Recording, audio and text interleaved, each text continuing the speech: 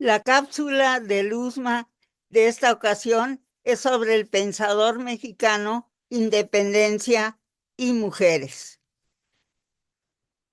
Me encantó encontrar a José Joaquín Fernández de Lizardi, como que es una gente que uno sabe que existió, le dejan el periquillo Sarmiento cuando uno es chico y punto.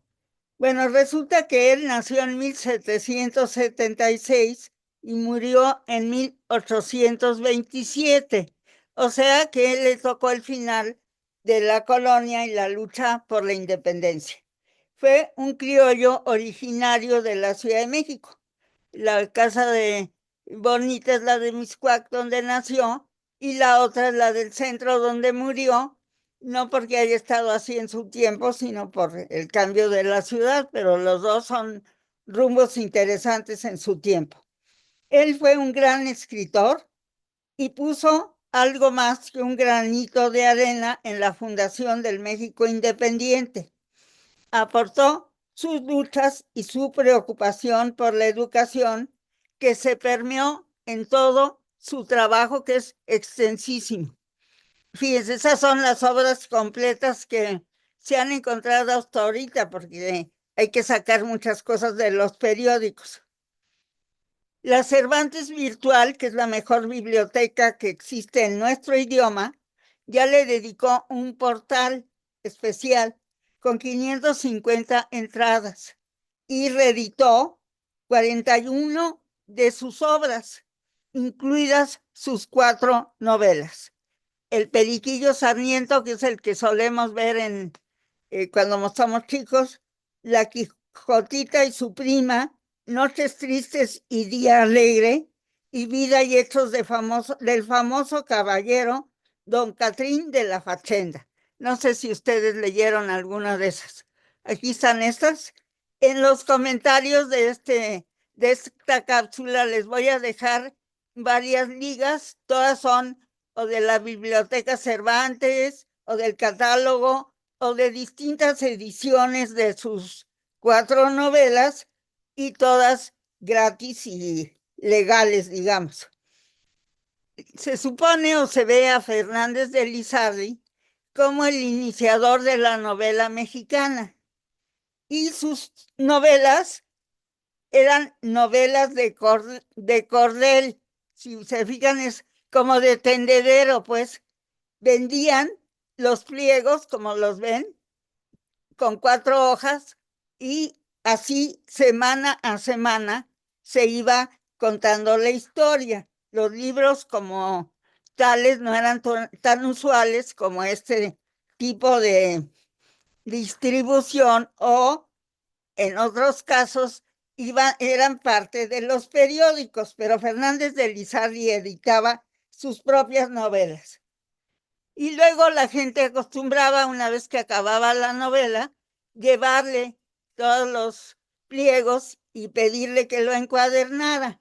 Entonces él empezó a escribir una recomendación que dice así: las personas que quieran tener su obra al fin limpia, completa y curiosa, deben cuidar bien sus pliegos y, en caso de prestarlos, ver cómo y a quién, pues no todos saben tratar bien un papel.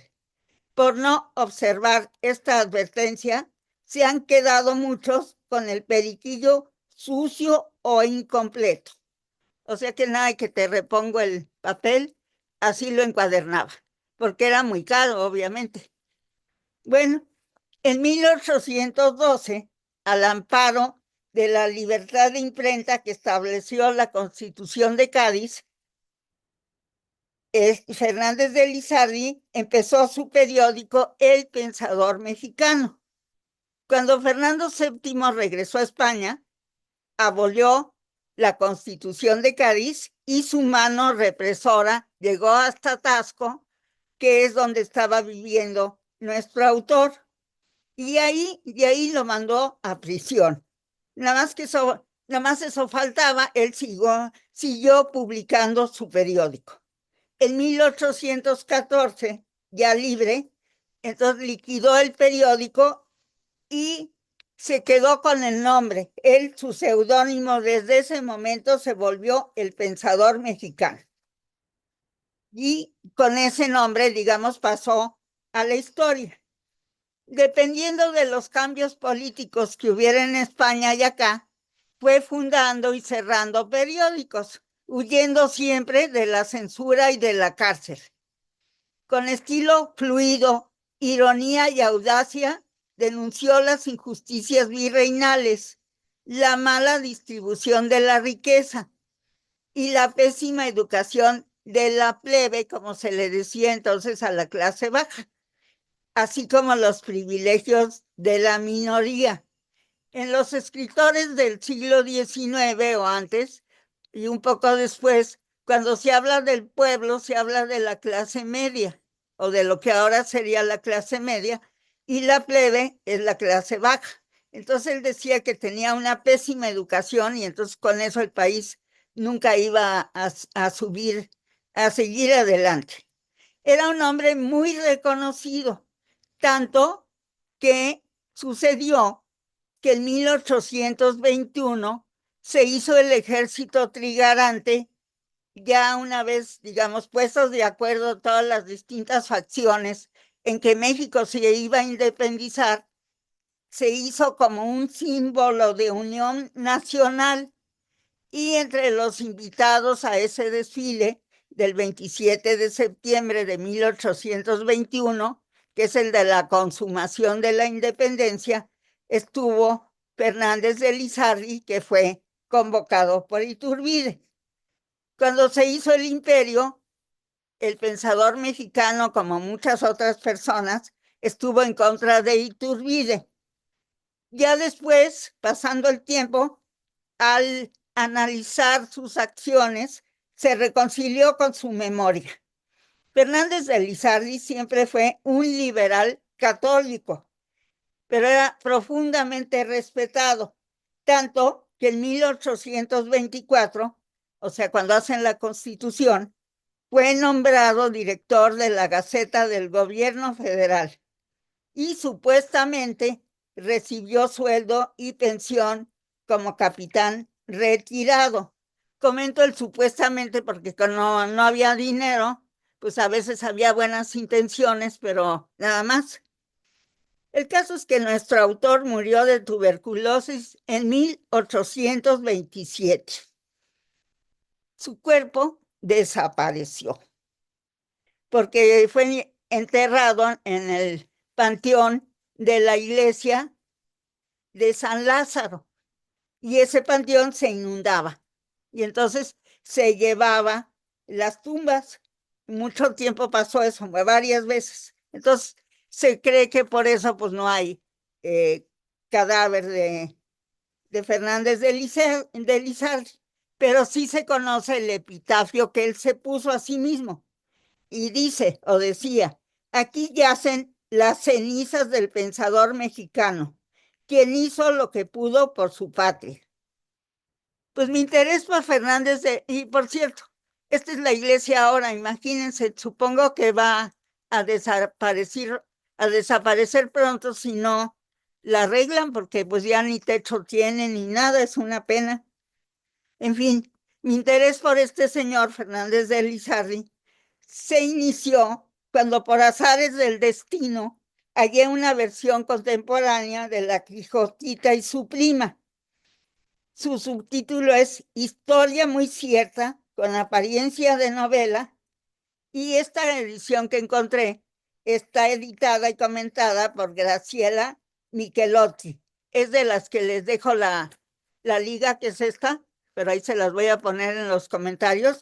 La edición es muy buena y es gratis. Está en la página del editorial, que es Sector Cero, y vale mucho la pena leer. La Quijotita y su prima trata de dos hermanas, doña Matilde y doña Eufrosina, cuyo cariño era tan grande como sus diferencias frente a la vida. Luego habla de sus hijas, también muy distintas, con un devenir y final contrastantes. Fernández de Lizardi inicia la novela analizando la crianza. ¿Cómo se le decía entonces amamantar? Recuerden que ni siquiera había nacido Nestlé, o sea que no había leche artificial, digamos. Y entonces muchas mujeres de la clase alta alquilaban los servicios de alguna mamá de otro sector social y esa amamantaba a los niños y por eso había hermanos de leche y demás cosas así.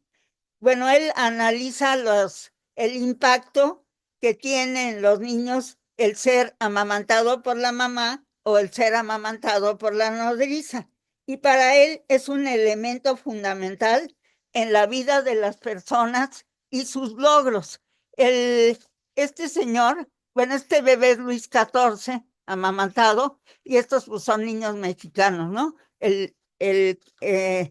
La tecnología es la misma. Bueno, abanderado de la educación y moral, su Quijotita muestra cómo la mirada liberal se vuelve complicada en el caso de las mujeres. Con ironía, hace que su personaje principal, Doña Pomposa, apoyada en su extraordinaria belleza, emule a Don Quijote a luchar contra el desprecio masculino y sus implicaciones. Para el pensador mexicano, la mujer debe tener una vida ordenada, hogareña, respetuosa de la moral y su papel tradicional, pero con armas suficientes para defenderse de los cambios que se dan en la vida. Así, deben saber leer, escribir y el significado de las leyes para protegerse de fraudes. Toda mujer, dice él, desde su niñez debe instruirse en estos pormenores, solamente porque es mujer, aunque sea rica, porque no sabe si llegará a ser pobre. Bueno, muerto él, 2 décadas después, bueno, antes de eso, el silabario era donde aprendían a leer y en la Constitución de el 24, pues él está muy respetado y es parte de lo mismo y con esto se escribía, ¿verdad? Con pluma y todo a mano porque solo las rotativas y eso usaban máquinas. En 1848, cuando perdimos la mitad del territorio, los de la librería de Recio y Altamirano imprimieron La Quijotita como libro, en un solo volumen. Entonces, para aumentar el atractivo, le agregaron la leyenda Educación de la Mujer. La editorial, obviamente, que era sensible al mercado, que discutía preocupado si las mujeres debían saber escribir y otras cosas ajenas a su papel de reinas del hogar. Lograron su objetivo.